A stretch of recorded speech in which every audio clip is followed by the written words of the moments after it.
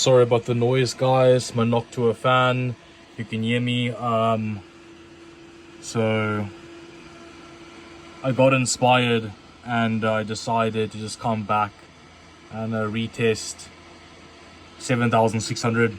I'm using Noctua 3000 RPM fan to keep the dimmest below 50C. It does actually matter. Yeah, I've got some on-die terminations from a guy called Mr. Fox from the EVGA forums. Really appreciate it. They actually did help, it seems. And that combined with upped PLLs, and yeah, done. And I'm back again, and as you can tell, it is now daytime. So, you guys have already guessed what I've been doing for the last, I don't know how many hours. So I had load shedding 2 hours after my first test was done with these settings.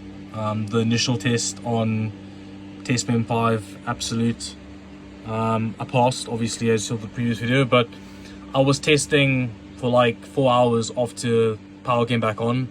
I didn't sleep, and then once I had tested a bunch, I decided, you know what, let's just retest this to make sure it's stable, and it is. So yeah, same settings, cold boot stable. After changing settings a bunch, I think this is rock solid. Alright guys, so BIOS settings time. CPU stuff is nothing important really, it's stock and a really low voltage. It's nothing really to look at. But funny enough, I set SA and TX to auto because I thought it'd be worth a try to see if it trained differently, and it seems like it does. So I'm leaving it auto because there doesn't seem to be any merit in setting them.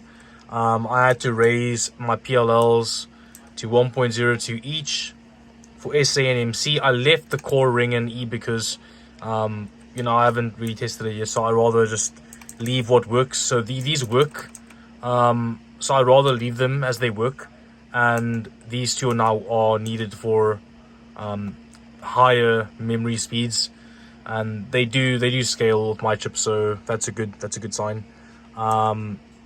So the actual magic, 7600 gear 2, 1.55 order this, but it's gonna hit 1.5 anyway, so it's whatever. And then timings are what you saw already. Those aren't too important. I set TWR via BIOS now. I don't set the tertiaries now because there's really any point on the docks BIOS. But yeah, and then here's actually something that might have made this possible, and massive thanks to a member of the EVJ forums named Mr. Fox, who gave me these values. Basically, these termination values seem to have made a big difference to training and reboot stability, and that's about it. I mean, otherwise I have a very aggressive fan curve on my RAM fan. Come down to here. So I'm doing this now just because I want to have the fan running quite quick all the time to keep the dims cold, and then even like during gaming, like around like 45, between 35 and 45C, I still want to have the fan at like 70% gaming, because in gaming loads the RAM will still heat up. I don't want the RAM to error, because obviously 1.55 is quite high. It's not that high, but it's quite high. It's not a low voltage, so it can get a little bit warm, tiny bit.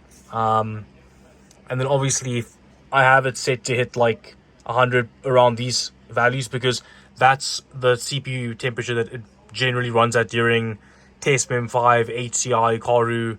So in RAM stress test you're hitting like 50C, so I want to have the fan ramp up during stress test. So yeah, that's pretty much it. And yeah, interesting experience with this board. I finally got my RAM to a respectable speed, and it's actually reboot stable, so that's a freaking miracle. I'm just really relieved, guys. I'm not even gonna brag or flaunt. I'm just like thankful that it's finally decent, because I've been really annoyed with my setup. But yeah.